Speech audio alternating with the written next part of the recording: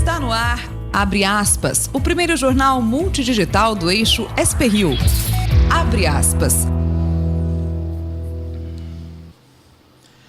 Olá, muito bom dia. Começando agora mais uma edição do jornal Abre aspas. Agradecendo já a sua companhia, a sua audiência, com a transmissão simultânea para o Facebook da SP-Rio+, junto com o Facebook do jornal O Vale. E aqui comigo nos estúdios, José Guilherme Ferreira, diretor de jornalismo da emissora. Muito bom dia, Zé. Bom dia, Rodrigo. Bom dia, ouvintes e telespectadores. Hoje é sexta-feira, dia 5 de outubro de 2018, e nos destaques dessa edição você confere a reta final nas eleições. Aí há poucos dias, estamos nas vésperas do primeiro turno, e ainda há um número muito grande de indecisos. Encontro entre Polícia Militar e moradores, agora pela manhã, discute como será a reintegração de posse em terreno aqui em Jacareí. O Ministério Público Federal pede que agentes de segurança deixem moradias no bairro do Barreiro, em Taubaté. Com o presidente Donald Trump, o Vale do Paraíba exporta menos para os Estados Unidos e importação cai mais de 50%. E o Nobel da Paz, que foi para um ginecologista e uma escrava sexual do Estado Islâmico agora pela manhã. O anúncio foi feito agora há pouco. Estes e outros destaques dentro de instantes. Jornal Abre aspas. Jornal Abre aspas. Retornando com a edição do Jornal Abre aspas dessa sexta-feira, e a gente inicia essa edição de hoje com o comentário do jornalista José Guilherme Ferreira. Eis a questão.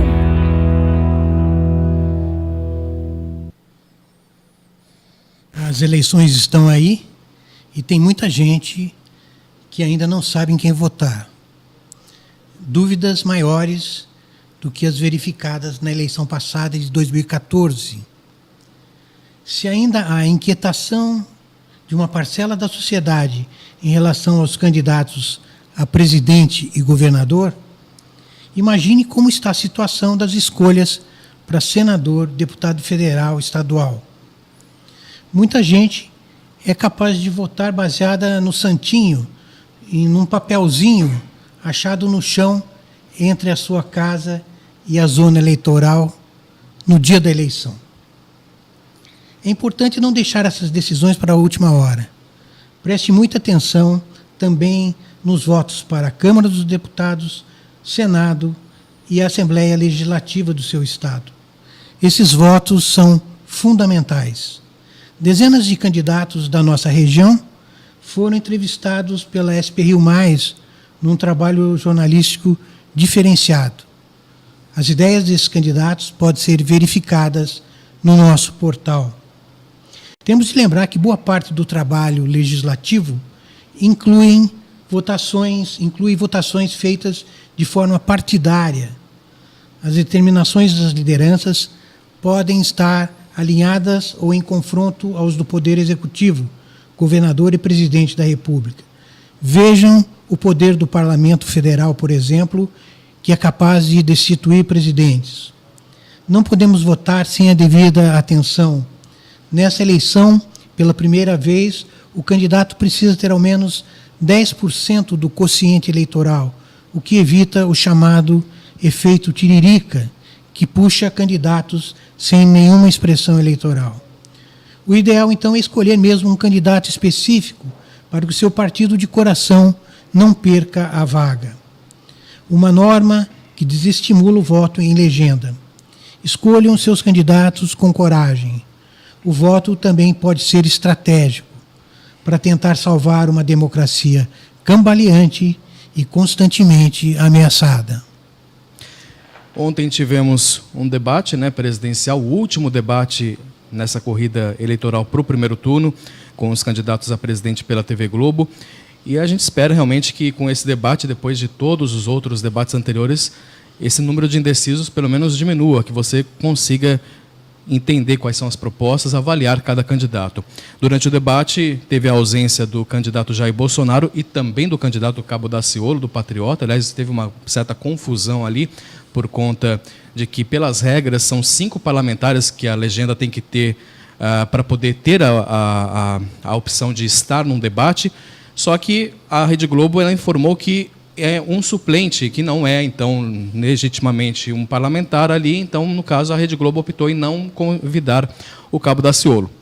Uma polêmica ali, porque até então todos os outros debates, todas as outras emissoras estavam convidando o Cabo Daciolo. Ele tentou, né, tentou com recurso entrou com recurso, mas acabou sendo negado, enfim, permaneceu aí.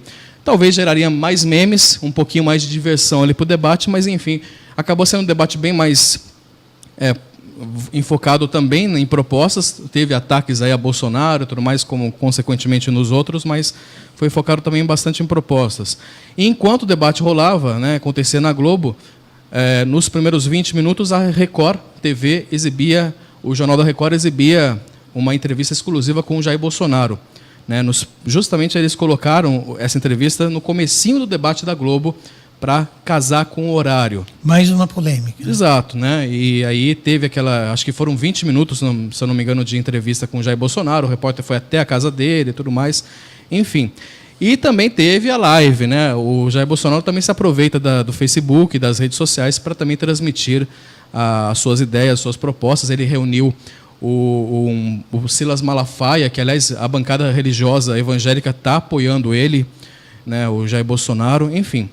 Polêmicas à parte, o Jair Bolsonaro também acaba tentando colocar-se aí durante o debate, não esteve no debate da Globo, mas esteve paralelamente aí em outras vias, né, alternativas aí. Então, portanto, a gente só espera que você tenha consciência no dia 7 de outubro, né, que você possa escolher bem os seus candidatos. A gente já está falando bastante de eleições, mas vamos com a vinheta então, né? Vamos permanecer com o assunto das eleições, já que tiveram novas pesquisas nessa reta final. Eleições 2018. Pesquisa Datafolha, divulgada ontem, aponta os seguintes percentuais de intenção para o governo do estado de São Paulo, de votos. Na verdade, essa pesquisa foi a primeira, depois do debate que ocorreu na TV Globo, né? E, portanto, a margem de erro aí é de 2 pontos percentuais para mais ou para menos.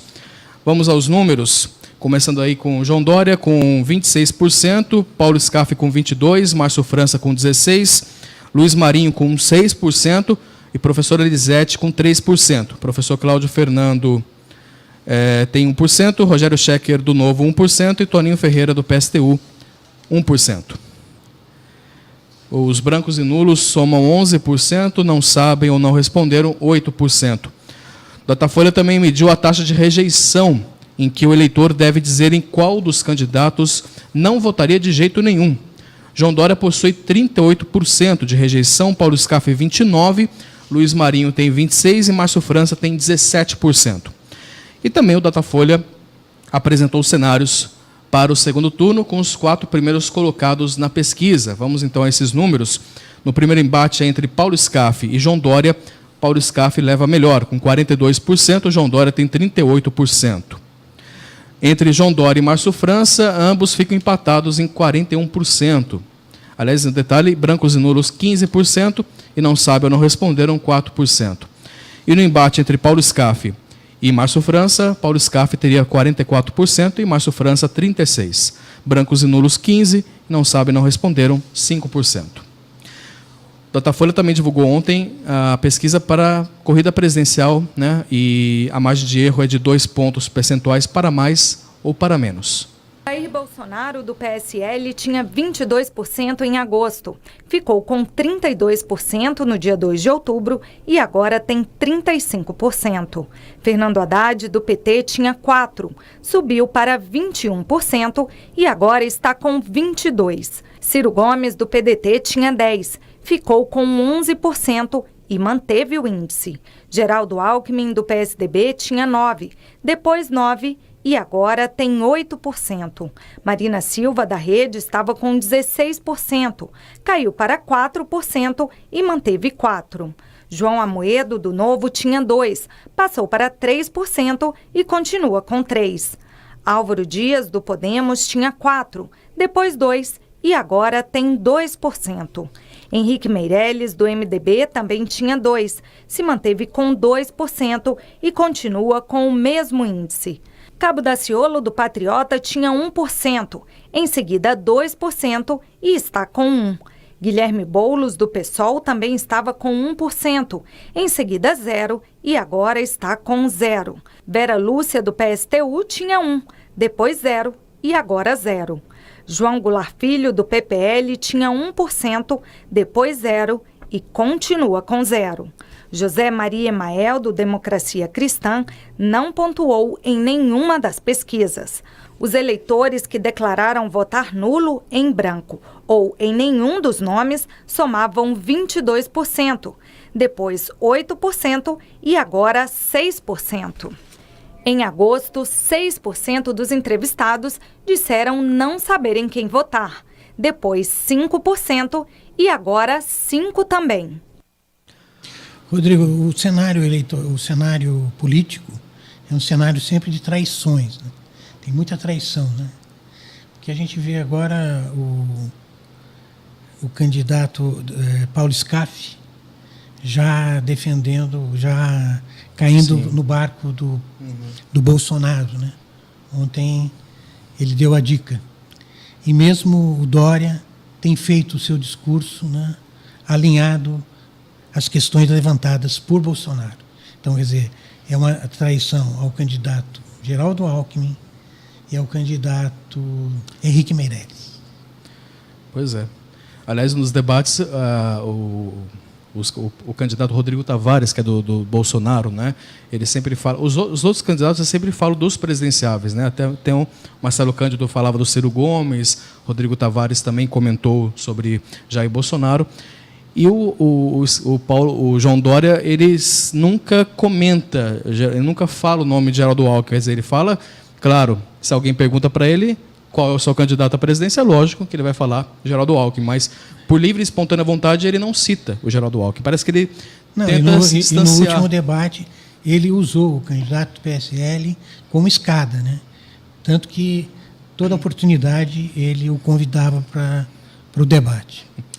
Bom, o Datafolha também perguntou em quais candidatos o eleitor não votaria de jeito nenhum, aquele nível de rejeição, né? Jair Bolsonaro tem 45%, Fernando Haddad tem 40%, Marina Silva 28%, Geraldo Alckmin 24% e Ciro Gomes 22%. É como a gente comentou, né, que essas eleições são diferentes porque os líderes nas pesquisas também são líderes no nível de rejeição, né, como apontam os institutos de pesquisa. O Datafolha ele simulou também possíveis cenários para esse segundo turno. Num segundo turno entre Jair Bolsonaro e Fernando Haddad, Bolsonaro fica com 44% e Haddad com 43%. Votariam branco ou nulo 10% e 2% não souberam ou não opinaram. Se a disputa for entre Ciro Gomes e Jair Bolsonaro, Ciro tem 48%, Bolsonaro 42%. Brancos e nulos, 9%. Não souberam ou não opinaram, 2%. Se os candidatos do segundo turno fossem Alckmin e Bolsonaro, 43% disseram que votariam em Alckmin, 42% em Bolsonaro. Brancos e nulos, 13%. Não souberam ou não opinaram, 2%. Se a disputa fosse entre Alckmin e Haddad, 42% votariam em Alckmin, 38% em Haddad, 17% votariam branco ou nulo, 3% não souberam ou não opinaram. A pesquisa foi encomendada pela TV Globo e pelo jornal Folha de São Paulo e ouviu 10.930 eleitores Perdão, deixa eu corrigir. 10.930 eleitores em 389 municípios. Isso nos dias 3 e 4 de outubro, ou seja, antes do debate que ocorreu ontem à noite. E há quem diga que Jair Bolsonaro vença já no primeiro turno, né? Já uma corrente muito forte aí, pelo menos nos diálogos, nas falas aí de muita gente, que o candidato do PSL já consiga se eleger no primeiro turno. Vamos ver, né? O nível de rejeição dele é muito alto, mas tem também uma caixinha de surpresas. Tem também uma onda, os especialistas dos institutos de pesquisa nunca assistiram um cenário onde as migrações de voto ainda podem acontecer. Sim. E isso significa também que o candidato Ciro Gomes pode ser uma surpresa também. Olha, o Ministério da Segurança Pública já deu início às operações de segurança, né, e policiamento ostensivo para garantir aí a segurança das eleições. As atividades do Centro Integrado de Comando e Controle, em operação desde a Copa das Confederações, foram abertas para atuar no período eleitoral em videoconferência conduzida pelo ministro Raul Jungmann com profissionais de segurança das 5 regiões do país.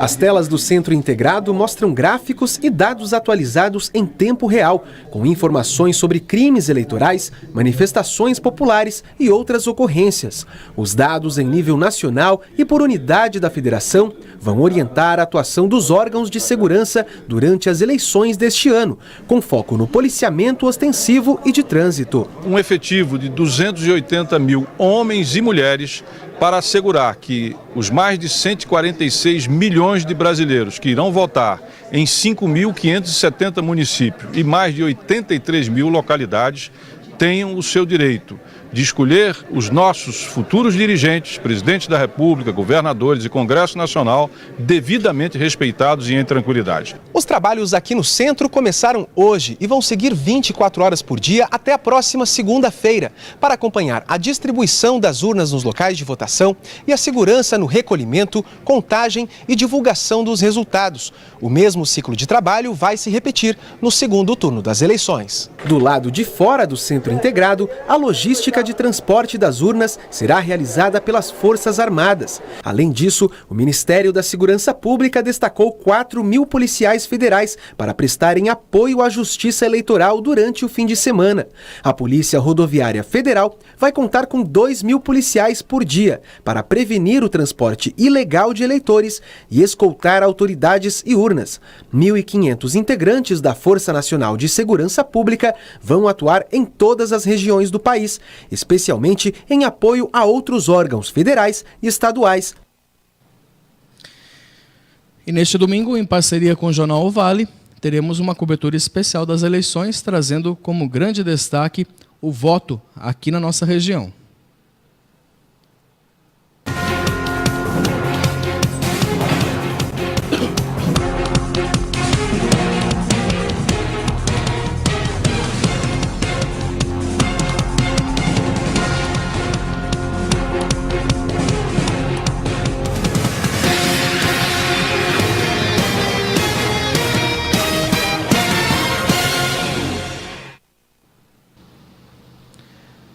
Facebook da SP Rio Mais, que você acompanha essa transmissão agora ao vivo, e também o nosso site spriomais.com.br, junto com as redes sociais também do Jornal O Vale. Por isso, quero pedir aí contar com a sua audiência no próximo domingo, agora já no dia 7 de outubro. Bom, nós vamos para um rápido intervalo, na sequência tem mais informações, permaneça conosco na audiência. Jornal Abre Aspas. Jornal Abre Aspas.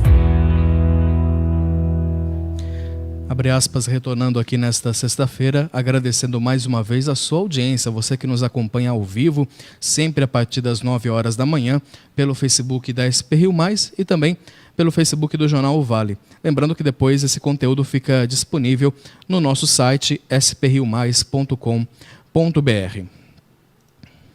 Hoje completam-se 30 anos desde que a Constituição de 88 foi promulgada aqui no Brasil. Ontem, o Supremo Tribunal Federal realizou uma cerimônia de comemoração da data e, durante o evento, o presidente do Supremo, o ministro Dias Toffoli, ressaltou a importância da Constituição.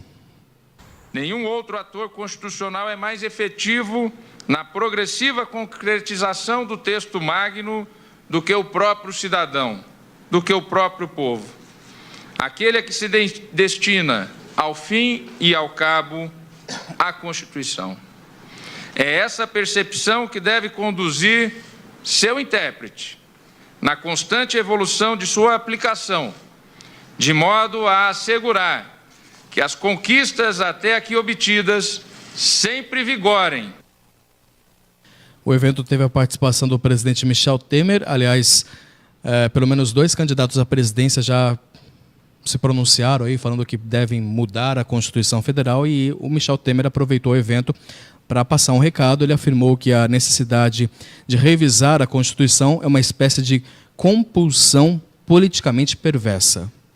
Parece que nós temos a necessidade de, a cada 25, 30 anos, divulgarmos que nós estamos numa crise política, numa crise econômica, numa crise moral, numa crise institucional e, portanto, impõe-se a elaboração de uma nova Constituição, de um novo Estado. Há o fundamento, a meu ver, equivocado, de que um novo Estado resolve todos os assuntos. Muito bem, vamos com notícias regionais. Vamos conferir a capa do Jornal Vale desta quinta-feira. A manchete que você acompanha aí na sua tela já já é o destaque para a região metropolitana, a RM Vale, que vende e compra menos dos Estados Unidos na era Trump.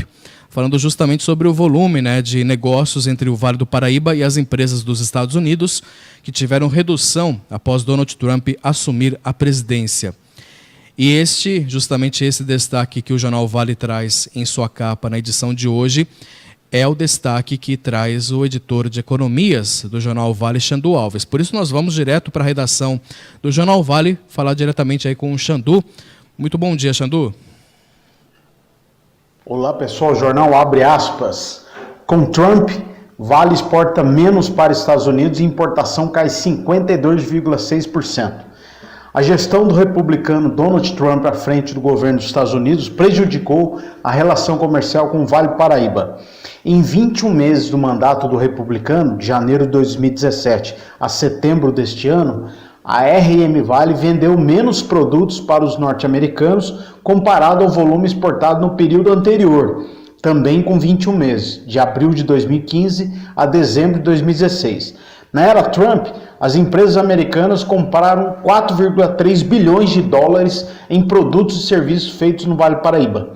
Na gestão anterior do presidente Barack Obama, os Estados Unidos importaram 5,2 bilhões de dólares das empresas do Vale.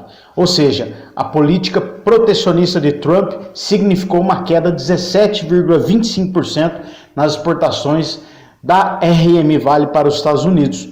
E não foi só isso que caiu, não. A compra de produtos feitos nos Estados Unidos pelas empresas do Vale do Paraíba retraiu 52,6% com o governo Trump. As importações foram de 1,7 bilhão de dólares na era do republicano contra 3,6 bilhões de dólares dos últimos 21 meses do seu antecessor. É isso, um grande abraço. Xandu Alves para o jornal Abre Aspas. Obrigado, Xandu. A matéria completa está lá no site do Vale. A matéria do Xandu traz aí também outros detalhes, traz mais minuciosamente os números aí toda essa questão e também entrevista com especialistas. Vale a pena acompanhar no portal do Vale. Bom, final de semana chegando. Muita gente se preparando aí para se programar, como é que vai ser, se vai chover, vai fazer sol. Quem vai passar as informações para a gente de como será o final de semana aqui na nossa região do Vale do Paraíba é o Caio Souza. Fala, Caio. Fala, Rodrigo Fernandes, muito bom dia. E a sexta-feira vai ser mais um dia de tempo bem instável aqui na nossa região. Ventos que sopram de quadrante sul vão trazer aí um ar mais frio e úmido e favorecer também a formação de nuvens. Por causa disso, hoje teremos um dia de céu predominantemente nublado, temperaturas em declínio e possibilidade de chuva fraca a moderada a qualquer momento. A máxima prevista na região do Vale do Paraíba é de 23 graus apenas. Na capital paulista e no litoral norte teremos 22 e na Serra da Mantiqueira 16 graus de máxima. E já que finalmente chegou a sexta-feira, vamos dar uma adiantada no tempo para o final de semana. E as notícias não devem agradar muitas pessoas não, porque teremos mais uma vez tempo instável, tanto no sábado quanto no domingo. Amanhã o sol ainda aparece em alguns momentos, as temperaturas se elevam um pouco, mas ainda há chances de chuva. Já no domingo, áreas de instabilidade em altos níveis da atmosfera podem sim provocar pancadas de chuva mais fortes, que podem vir acompanhadas de rajadas de vento e descargas elétricas. Caio Souza, direto da Sala de Operações do Tempo Vale, para o jornal Abre Aspas. Você sabe, Rodrigo, que é bom que não chova muito, né? Porque se chover bastante, Nossa isso Senhora. Interfere... Imagina os santinhos, é tudo... Não, mas isso interfere nos resultados da eleição. Quer dizer, com chuva, muita gente não vai votar. Já não vai votar. Já tem gente não querendo votar. E aí com chuva já é uma desculpa. Tá chovendo, não vou votar. Exatamente. Mas eu imagino, já tem aquele mundaréu de santinhos que o pessoal joga. Não tem muito mais, né? Tá diminuindo? Diminuiu muito. Diminuiu muito, né? Então, mas tinha cenas muito bizarras, né? O pessoal escorregando naquelas... mas já na eleição passada... É assim que a gente permanece, então, com essa consciência, né, dos candidatos aí a não exagerarem nessa distribuição de santinhos. Muito bem. Então, portanto, não vai dar praia. Para quem está se programando aí para ir para o Litoral Norte aí no final de semana, vai ter que ficar em casa mesmo, curtindo um filminho, enfim, curtindo a família aí em casa. Vamos continuando com as informações regionais. O Ministério Público Federal recomendou que o governo do prefeito Ortiz Júnior de Taubaté, do PSDB, retire 2 dos conjuntos habitacionais do bairro do Barreiro, retire 2 agentes, né, os agentes de segurança que não se enquadram nas regras do programa Minha Casa Minha Vida. Nos primeiros meses do ano, a gestão tucana alocou 35 famílias de guardas municipais, policiais civis e militares e agentes penitenciários nos conjuntos Sérgio Lucchiari e Benedito Capelletto, após o despejo de 62 moradores. A outras 27 moradias foram destinadas a pessoas inscritas no programa municipal do município, do programa habitacional do município. Datado do dia 21 de setembro, a recomendação é assinada pelo Procurador da República, Adjame Alexandre Gonçalves de Oliveira, que deu prazo de 30 dias para Ortiz Júnior adotar essa medida.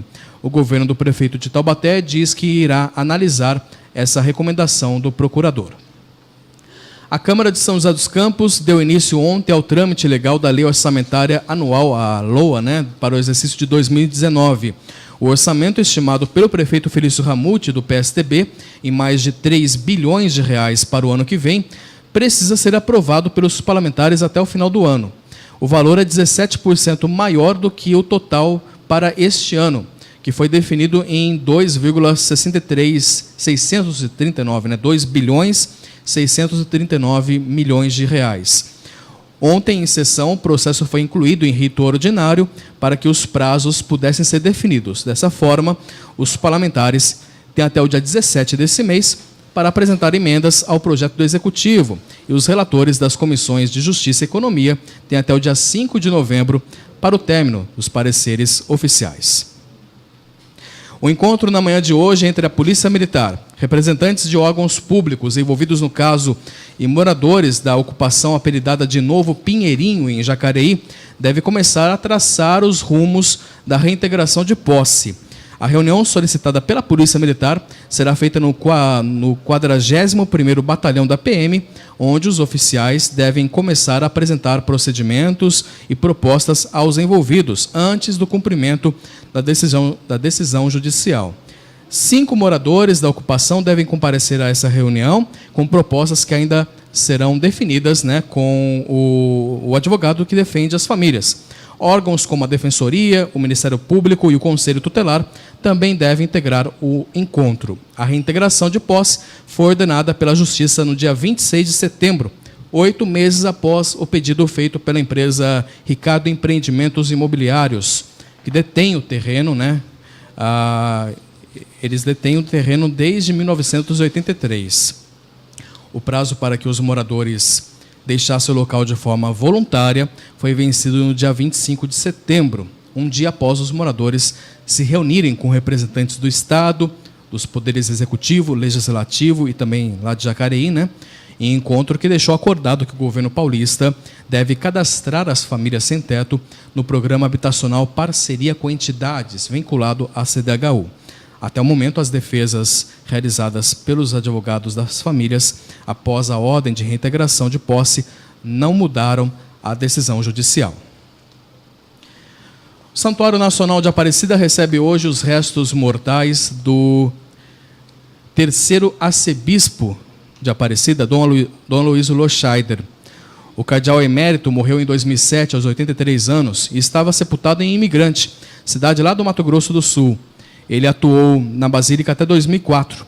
Uma carreata para a recepção dos restos mortais dele ocorreu agora pela manhã, nas ruas de Aparecida, e uma programação especial a partir de hoje até o dia 8 está prevista para essa acolhida. De acordo com o santuário, à época de sua morte por falência múltipla dos órgãos, havia dúvida sobre onde o cardeal deveria ser enterrado. A dúvida porque o Dom Aloysio ele esteve à frente, além da Arquidiocese de Aparecida, também da de Fortaleza, no Ceará. As duas arquidioceses disputavam aí os restos mortais dele e chegaram a um consenso sobre o destino final dessa alçada em uma reunião com os religiosos das duas regionais em maio deste ano. Então, portanto, na programação do santuário agora pela manhã, ocorreu uma missa, e depois a urna com os restos mortais vai ficar exposta na Capela São José, a qual ele era devoto, e após esse período, no dia 8, que é uma data em que ele celebraria o aniversário, ele será então sepultado na Capela da Ressurreição, que fica dentro do próprio Santuário Nacional. 9h48, nós vamos para o intervalo. A gente retorna com informações internacionais e também retornamos falando do esporte. Então, portanto, permaneça na audiência. Jornal Abre Aspas. Jornal Abre Aspas.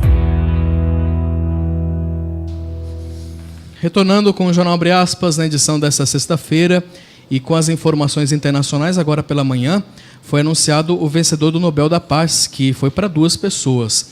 Nadia Murad, que ficou conhecida internacionalmente por ser ex-escrava sexual do Estado Islâmico, e o médico Denis Mukwege. Ambos venceram pelos esforços que tiveram para acabar com o uso da violência sexual como arma de guerra e conflito armado. O ginecologista Denis Mukwege, de 63 anos, passou grande parte de sua vida adulta ajudando as vítimas de violência sexual na República Democrática do Congo, na África. Ele e sua equipe trataram cerca de 30 mil vítimas desses ataques, desenvolvendo aí grande experiência no tratamento de lesões sexuais graves. Conhecido como Dr. Milagre, ele é um crítico feroz do abuso de mulheres durante guerras e descreveu o estupro como uma arma de destruição em massa. Já Nadia Murad, de 25 anos, se tornou uma ativista dos direitos humanos após sobreviver a 3 meses de escravidão sexual imposta por integrantes do Estado Islâmico no Iraque. Após escapar dos terroristas em 2014, ela liderou uma campanha para impedir o tráfico de seres humanos e libertar o grupo étnico-religioso, que é composto por cerca de 400 mil pessoas. Estima-se que 3 mil garotas e mulheres foram vítimas de estupro e outros abusos por parte dos extremistas no Iraque. A violência sexual fazia parte de uma estratégia militar empregada pelos terroristas contra minorias religiosas. O anúncio dos vencedores foi feito na manhã de hoje, lá em Oslo, na Noruega. E os Estados Unidos vão continuar a endurecer as sanções contra o Irã. O endurecimento vem mesmo diante de protestos humanitários. O anúncio veio depois de uma decisão da Corte Internacional de Justiça. A sentença obrigou os Estados Unidos a garantir que sanções contra o Irã não afetem a ajuda humanitária ou a segurança da aviação civil. O argumento iraniano era de que as penalidades impostas pelo presidente Donald Trump violavam os termos de um acordo de amizade de mais de 60 anos entre as duas nações. Como resposta, os Estados Unidos saíram dessa aliança e ainda devem impor mais sanções contra o petróleo iraniano no início do mês que vem. A medida é para frear o envolvimento iraniano nos conflitos na Síria e no Iraque e também forçar o país a voltar à mesa de negociações para tratar do programa nuclear. O relacionamento entre os dois países piorou desde maio, quando os Estados Unidos saíram do acordo sobre o programa nuclear iraniano, negociado durante o governo de Barack Obama. Como consequência, as sanções norte-americanas ao Irã foram retomadas. O secretário de Estado Mike Pompeo chegou a culpar o Irã por ameaças de segurança às missões norte-americanas no Iraque. Hoje, o supremo líder do Irã, Ayatollah Khamenei, disse que o povo iraniano está enfrentando um momento difícil por causa da pressão dos Estados Unidos e de problemas econômicos.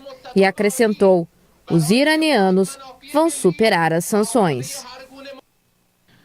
Muito bem, informação internacional junto com a economia. Só uma informação econômica aqui, que acabou de sair, que o IBGE divulgou agora há pouco o Índice Nacional de Preços ao Consumidor Amplo, IPCA, considerado a inflação oficial do país, que ficou em 0,48%, em setembro, após ter registrado uma deflação de 0,09% em agosto.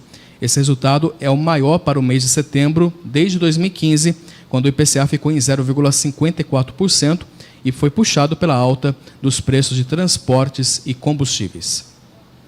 Bom, passando de economia, vamos para o esporte. Vamos saber como as informações aí da rodada. Também tem rodada do Brasileirão agora no final de semana. Se bem que tem uma pausa aí para as eleições, vamos saber os detalhes com o Douglas Cruz. Bom dia, Douglas. Bom dia, Rodrigo. Bom dia, Zé. Vamos agora às principais informações esportivas desta sexta-feira. Começando com o principal destaque de ontem, que foi Cruzeiro e Boca Juniors pelas quartas de final da Copa Libertadores. Infelizmente, o Cruzeiro saiu derrotado e eliminado aí diante de 56 mil pessoas no Mineirão. O jogo foi 1-1, com gol de Sassá logo no começo pro lado do Cruzeiro, o que criou esperanças aí na torcida cruzeirense, que cantou, apoiou até o fim, mas infelizmente essa grande demanda de jogo cruzeirense acabou logo depois da expulsão de Dedé. Novamente ele foi expulso no jogo, dessa vez de maneira menos polêmica, sem o auxílio do árbitro de vídeo, mas também talvez com erro de arbitragem. Mano Menezes reclamou muito ali no fim do jogo, o técnico do Cruzeiro, falando que o Dedé não devia ter sido expulso. Inclusive na comemoração do técnico do Boca Juniors, o Mano Menezes o questionou e disse: como é que você comemora isso, abrindo aspas para Mano Menezes. Enfim, agora o Cruzeiro foca na final da Copa do Brasil, onde vai enfrentar o Corinthians, e tem uma grande chance de ser campeão ou vice-campeão, podendo ter mais um título no ano. Já o Boca Juniors vai pegar o Palmeiras pela semifinal, e agora um fato interessante pela semifinal da Libertadores. Pela primeira vez nós teremos 2 times brasileiros e 2 times argentinos dividindo as chaves: River Plate e Boca Juniors e Grêmio e Palmeiras. Então a gente pode ter aí grandes decisões na Libertadores entre Brasil e Argentina. Ontem também aconteceu outro jogo pela Copa Sul-Americana envolvendo times brasileiros. O Fluminense eliminou o Deportivo Cuenca. O jogo teve uma certa facilidade para o lado do Fluminense. Foi 2-0 com gols de Richard e Digão, diante de 40 mil pessoas no Maracanã. O time não enfrentou grandes dificuldades. Deportivo Cuenca é um time pequeno, então o Fluminense avançou para as quartas de final da Copa Sul-Americana. Agora vamos falar de Fórmula 1. No primeiro treino livre desta quinta-feira, Lewis Hamilton, o britânico da Mercedes, mais uma vez ficou na frente de Sebastian Vettel e também de seu companheiro de equipe Valtteri Bottas. Lewis Hamilton fez uma volta com cerca de 0,5 centésimos mais rápida que o seu companheiro e ficando muito à frente de Sebastian Vettel da Ferrari. Desta maneira, Hamilton tenta mais uma vez assumir a primeira colocação e largar na frente aí no GP do Japão, que tem 53 voltas e vai acontecer neste domingo por volta das 2h10 da manhã. Bom fim de semana chegando, vamos fazer a projeção para você se programar aí para o seu fim de semana de jogos do Campeonato Brasileiro. Não tem como deixar de citar o grande jogo que vai acontecer no Morumbi neste sábado. O primeiro colocado do Campeonato Brasileiro, o Palmeiras, enfrenta o terceiro, São Paulo. A diferença é que o Palmeiras tem 53 pontos, enquanto o São Paulo tem 52. 1 ponto separa as duas equipes, então esse jogo vai ser decisivo para definir quem vai tomar a ponta do Campeonato Brasileiro. O São Paulo vem com força máxima com a volta de Everton, assim como o Palmeiras, que também conta com seu elenco completo. Então por hoje é só. Segunda-feira eu volto com os resultados do Campeonato Brasileiro, as projeções para a final da Copa do Brasil e Copa Libertadores. Rodrigo Zé, forte abraço, Douglas Cruz para o jornal Abre Aspas. Obrigado, Douglas. E chegou o final de semana, tem boas opções aí de filmes nos cinemas aqui da nossa região. O grande destaque fica por conta do filme solo do anti-herói Venom. O filme, que tem no elenco indicado ao Oscar Tom Hardy, conta a história de um jornalista que investiga um cientista suspeito aí de utilizar cobaias humanas em experimentos mortais. após conseguir entrar em contato aí com um simbionte alienígena, ele se transforma no Venom, uma máquina incontrolável de matar. E para quem curte quadrinhos, sabe que ele é um inimigo forte aí do Homem-Aranha, só que o Teioso não aparece no filme não, viu? Para você que gosta do Homem-Aranha, não vai aparecer no filme, é o solo dele apenas. Ele que impera, ele que vai comandar o filme aí, nesse filme solo do Venom. Invadido.